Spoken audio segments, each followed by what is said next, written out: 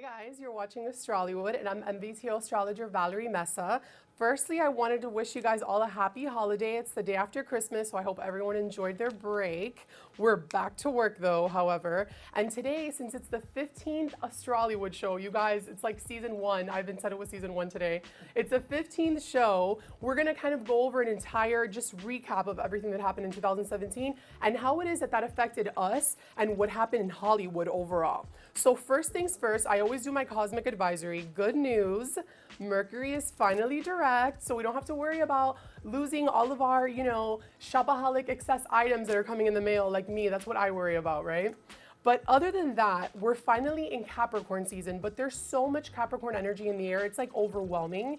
Capricorn is the 10th sign in the zodiac. He's very strict, he's focused, he's the last earth sign. So right now, the energy feels very structured and very disciplined, right? But on top of that, on December 19th, Saturn, Capricorn's ruling planet, which is the planet, he's like the taskmaster, the lord of karma. He entered his home sign in Capricorn after hanging out with Sagittarius for about 3 years. The last time that Capricorn was, that Saturn was in Sagittarius was back in 2014. So think about how far you've come since then, especially if you're a Sagittarius, because once Capricorn goes through your sign, you're never the same again. I'll be very honest with you. So good luck with that, Capricorns. But aside from that, Capricorn is the taskmaster, like I said. So while he was in Sagittarius, we all had just an opportunity to go over our deepest truth, our overall philosophy. Whether you became a born-again Christian, an astrologer, did a Reiki session, you finally found your faith. And that's what Saturn and Sagittarius was all about. Jupiter rules Sagittarius, and Jupiter is all about optimism and abundance and faith. Right? So again, if you don't believe me, think back to 2014. I know that you're going to tell the difference whether you had a baby, you got married, especially Sagittarius, as you guys are definitely feeling it. People, I don't know if you guys have noticed, and aside from Astrollywood, people are really starting to use astrology as a tool. Look at Khloe Kardashian with her Good American sweatshirts, which I totally read and I got. I wish I would have waited for, Black Friday or something, because I went crazy on that sweatshirt. Overall, just like the demographic, everybody's into astrology now. Everybody's kind of turning to faith and meditation and yoga, and you can thank Saturn and Sagittarius for that. But now with Saturn and Capricorn, things are going to change a little bit, because Capricorn rules government and authorities and everything that has to do with politics, right? So this transit, which is going to last until 2020, it could definitely bring a lot of success just because Capricorn is so hardworking, but it could also bring a lot of backlash, especially to those fraud peeps out there. With Jupiter in Scorpio and Mars in Scorpio right now, the magnifying glass is on you. And I'm gonna get to that in a little bit, because you guys know what happened with Harvey Weinstein. But if you're a fraud and you think that you're gonna milk it and kind of just do your thing, Saturn in Capricorn is like, hell no, that's not gonna happen. He's righteous, he wants the work to be done right or not at all. So a lot of things are gonna change, and I'm not gonna lie, so is our government. And not even to get into politics, because that's definitely not my favorite topic, but politics are gonna change. There's gonna be such a revamp in terms of government and everything that has to do with authority in general, right? So as of right now, we have the Sun, Venus, Pluto, all of these planets in Capricorn. That's really intense. And from a Cancer standpoint, I'm a Cancer Sun. That is extremely hard on us, just because that is our polar opposite sign. So I'm over here like a watery mess, crying like, love you, mom. God, that's such a cute, sad movie. And Capricorn's like, stop crying, get over it, right? But anyways, comment below if you're watching. I'm gonna get to your comments later. And if you're watching on YouTube, we're gonna get back to you on the second show. So first things first from the show today, we're gonna start talking about Jupiter in Libra. So on September 9th, 2016, Jupiter, the planet of luck and abundance and expansion, entered Libra, right? He basically remained there, sprinkling his charms until October 10th of this year, which is when Jupiter entered Scorpio. Libra, this was your lucky year. I don't know if you started a business, got the job of your dreams. Jupiter brings a lot of luck, and if you're a Libra or rising Libra, you definitely felt that. But now you have Jupiter in Scorpio, so it's Scorpio's turn. But back to Jupiter in Libra. Jupiter in Libra brought us awareness in terms of to our partnerships and to relationships in general. It taught us about empathy, about fairness, about equality. And a perfect example of Jupiter in Libra was the Women's March. Like I said, Jupiter is global, abundance, and Libra represents fairness, equality, and it's also ruled by Venus, the planet of women, of love. Men are from Mars, women are from Venus. So Jupiter in Libra made that happen, and thank God for Jupiter in Libra, because if it wasn't for Jupiter in Libra teaching us a thing or two about equality and fairness and diplomacy overall, how would we be handling this Harvey Weinstein case right now? Exactly. So anyways, let's move on to how this actually played a role in Hollywood, because I want you guys to see that as well. So Cardi B, I'm like such a huge fan of Cardi B. She's a Libra, and she actually, her career catapulted this year with her single Bodak Yellow. She first started on Love and Hip Hop. She had her, Instagram overflowing with comments, and she was always like putting those videos up and everybody was cracking up. She dropped her single Bodak Yellow. It blew up. And now she's engaged to Offset. So she found love and she found success in the meantime. We have Kim Kardashian, who's also a Libra. Kim Kardashian launched her KKW makeup and fragrance line this year. And she's also expecting baby number 3 via surrogacy, which that is something that's very hard to just obtain in general, right? Because it's hard to, I don't know if you guys have heard about that, the whole surrogacy it's not easy. So she definitely had luck in that department. And she launched her KKW makeup and fragrance line. I don't know if you guys have seen like the whole crystals thing. She's working on the crystal perfume. It's gorgeous. I know I'm a fan. And Halsey, another fellow Libra, she also, her career skyrocketed after she dropped her album Hopeless Fountain Kingdom. And she also found love with young Gerald and fellow Gemini, G-Eazy, who their song Him and I don't know if you guys have heard it yet, but they're basically declaring their love for each other and basically telling each other that they're never gonna let the other one go. And it's all super romantic, and that's another song that is a huge mega hit. So I'm really happy for Halsey and young Gerald and his new album, The Beautiful and Damned. Amazeballs. But anyways, that's an example of Jupiter and Libra in Hollywood. I don't know what you guys think. Comment below. I'm going to answer afterwards. Let's move on to my next example. And it's a very big example of a lot that happened this year. So we also had a new moon and solar eclipse in majestic Leo. Leo is the sign of the heart. Leo, give me 1 second on that, guys, because we haven't gotten to J-Lo and A-Rod yet. So Leo is the sign of the heart, right? Leo represents our authentic self, our inner child. In astrology, Leo is ruled by the sun, and the sun represents our unique light and our overall, our purpose, our soul purpose, right? So this energy really asked us to reevaluate our authentic self and our soul expression. This happened back in August. And eclipse season, when eclipse happened, they usually last about 6 months. So take a look back to August, ask yourself, okay, like how far have I come? Where is Leo in your chart? Wherever you have Leo is wherever this eclipse was asking you to evolve and just to be true to yourself overall, right? So this energy, like I said, it lasts up to 6 months. And this is a crucial time for self-discovery. I mean, a lot of things happened after that. We had that full moon in Pisces conjunct Neptune. It brought a bunch of, unfortunately, just like natural disasters, things that had to do with water, that had a lot to do with Neptune. But part of it had to do with this eclipse. It was America's eclipse. That's what everyone called it, right? Okay, now I'm ready for A-Rod and J-Lo, which I'm always ready for them, but now I'm like really ready. So they're both Leos, right? And how far have they come since August? I mean, personally, I'm secretly keeping tabs on A-Rod because I'm dying for him to propose to J-Lo. But J-Lo is actually a Leo sun and Leo rising, meaning it doesn't get more Leo than J-Lo. Her solar eclipse took place in her first house of self, which made her grow beyond the 4 walls of identity and really welcome, relationships and the meaning of relationships overall. Eclipses usually represent turning points in our lives, right? Kylie Jenner, Meghan Markle, another perfect example of turning points. Kylie Jenner is now pregnant and she's expecting her first child with baby daddy Travis Scott. And according to Astro Theme, which is like my go-to to see like what the celebrity ascendants are, she has her ascendant in Capricorn. So Kylie Jenner, being a Leo, she was already going through this huge turning point in her life. It took place in her 8th house of sex and intimacy and merging and union. Now she has a baby. She has somebody else in her life as well because she has the baby's father. Not only that, we have Meghan Markle who got engaged to Prince Harry, which is so major. And another example, which I had to throw in there, even though she's a Cancer Leo cusp, is Selena Gomez. She had her surgery. Thank God for that kidney transplant because unfortunately she wasn't doing that well, but that was a huge turning point, and you can honestly see that in her music now, in her latest, hits with Bad Liar and Wolves, and she's really just singing about her love, how far she's come, etc. So it's been a really big year, especially after that Leo solar eclipse. And if you're a Leo and you're watching, I'm sure you felt it. However, try and see in your chart, if you know your natal chart. If not, leave a comment and I'll get back to you. Where does Leo fall in your chart? How has that affected you? In what place of the natal chart, right? If it's in your 5th house, Leo wanted you to evolve in terms of your creativity. If it's in the 7th house, in terms of partnerships, relationships, your marriage, who knows, right? We have to figure that out.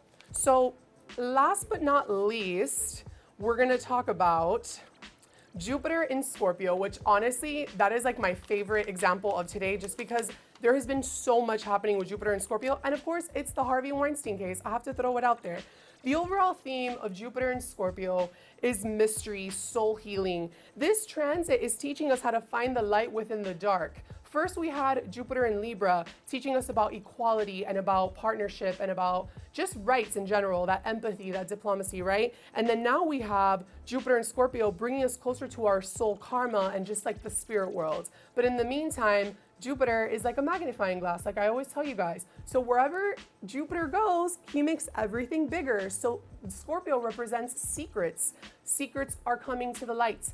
All the sexual assaults, the Harvey Weinstein, so many things are happening. Even, I don't know if you guys saw that, that alien, so-called alien spaceship, God knows what, on Instagram. It's because the truth is out there, guys, and Jupiter in Scorpio is definitely teaching us a thing or two. So like I said, Scorpio is the detective of the zodiac, and here he's gonna bring our deepest secrets to the light. Harvey Weinstein. The Me2 movement is a perfect example of Jupiter in Scorpio. Like I said, we learned about equality, we learned about human rights, just in time to catch everything that's happening with the Harvey Weinstein. Ashley Judd, Salma Hayek, Alyssa Milano tweeted, if you've been sexually harassed or assaulted, write Me Too as a private tweet. This all happened right after Jupiter entered Scorpio, and it was so incredible. And what's even more coincidental, which if you believe in astrology, there's no such thing as coincidence. On December 2nd, Jupiter formed a trine with Neptune. Jupiter is global, right? Luck, expansion, the world. Neptune is compassion. And 4 days later, Time magazine put the Silence Breakers on the cover. How much more compassion and how much more global compassion can that, it doesn't get more realistic, and especially for so many women who are watching, I know you guys understand, it's just such a liberating feeling, and I'm just so proud of these women that have stood up for themselves. I'm actually very passionate about this topic, and it's just incredible, and there's so much more to come.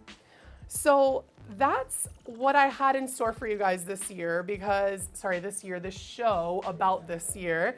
And before we continue and we start talking with you guys via comments, I want you guys to take a look at Chrissy Fit from Pitch Perfect, who is an Aries, and I believe she's a rising Cancer, but I had a chance to speak with her about her zodiac sign, and here's what she has to say. Hi, my name is Chrissy Fit, and this is Stars on Stars. This is very important to me, okay? Okay, so in astrology, the sun is what we're meant to become, right? So you have your sun in Aries. So Aries is all about being a trendsetter and being a leader. So you definitely have if you're not born with that quality, it's something that you're kind of pushing towards, maybe a goal or ambition. But aside from that, you have a lot of Taurus in you. Taurus is very Venusian. It's very patient, kind of going at your own pace. I'm like, I am. Comfortable, very comfortable. Your moon is there, so you love to indulge in the pleasures of life. I'm going to a massage. There you go. An so hour. things that have to do with eating, say a macaroon or a delicious sweet. Being creative and self-expression is very important to you because you have your Mars, which is drive and energy, in that 5th house of creative expression, of sexuality, you know how you're being true to your inner child is when you're being authentic to yourself, right? But then when you also are creative and do projects, you kind of give birth to those projects. Those are your babies as well, right? Yes. And you have that Scorpio energy there, so your art and your artistic expression, it's funny you're wearing black, it's sultry, it's, you know, sexy, maybe you like the goth, you know, stuff, which is why probably you're into like spirituality as well. Yeah. It's witchy, you know, it's kind of witchy, which I'm totally Oh my about. God, me and one of my best friends, we call each other witches.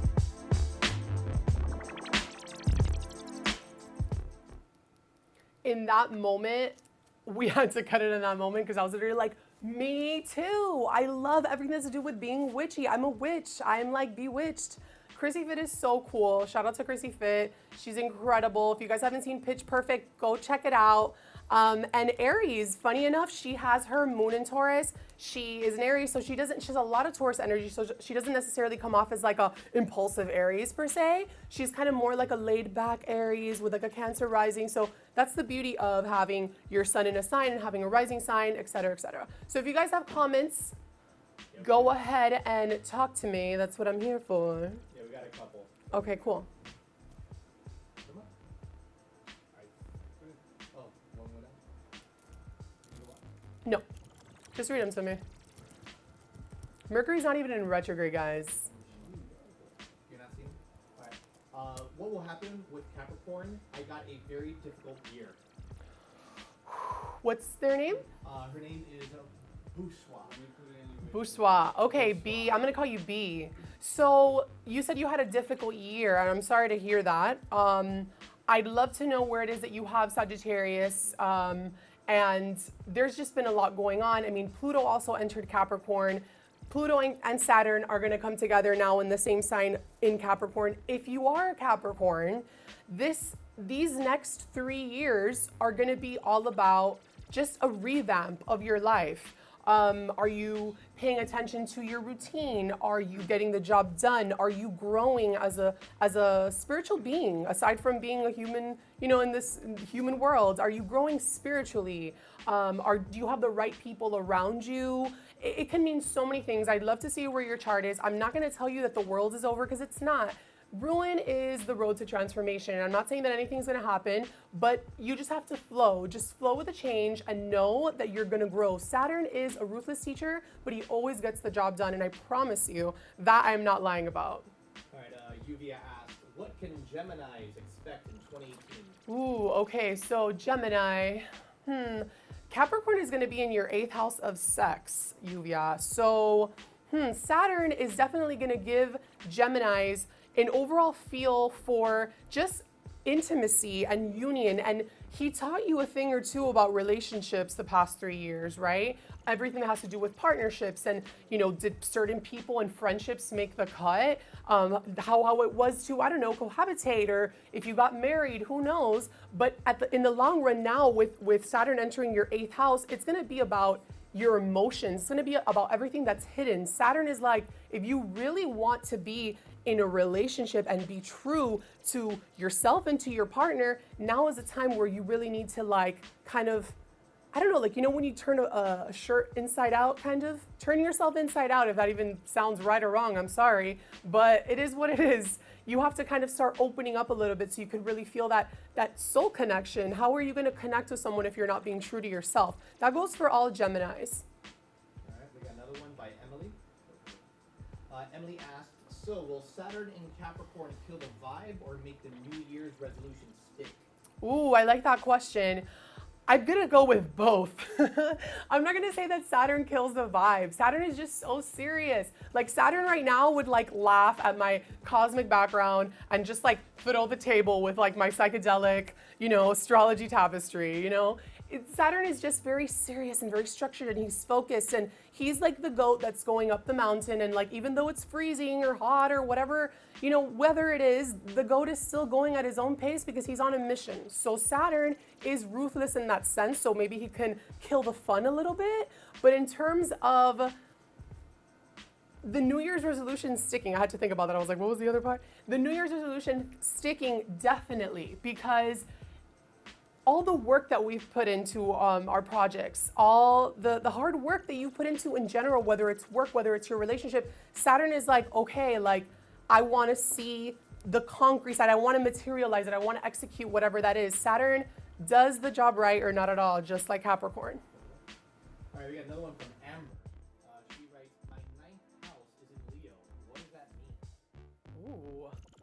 That's really interesting. So I would love to know, so if her ninth house is in Leo, that means that she's a rising Capricorn? Because then she has Cancer. No, so then she's probably either a rising Capricorn or a rising Sagittarius. I think no, she's a rising Sagittarius. So things that have to do with your faith and your travel and your philosophy is something that you're proud of, that you're Leo-like about, right? You probably, if you have something like you hold dear to you that's like a lucky charm, like you'll wear that proudly. If you go on a trip or you decide to, I don't know, have a picnic somewhere scenic, you'll, document that. That's your Leo-like quality. I have a feeling that's where you're going with this right now. I have a feeling I might know who that is. Oh, okay, so they're kicking me out of here, guys, as per usual. Just kidding. You guys, this is the last Astrollywood of 2017. Thank you so much to all of you who have watched this year. It's gonna keep going. If you are watching on YouTube, comment below, I'll get back to you. And again, leave your comments. I'd love to get back to you if you guys have any questions. Happy New Year, and thank you so much for watching. See you next time.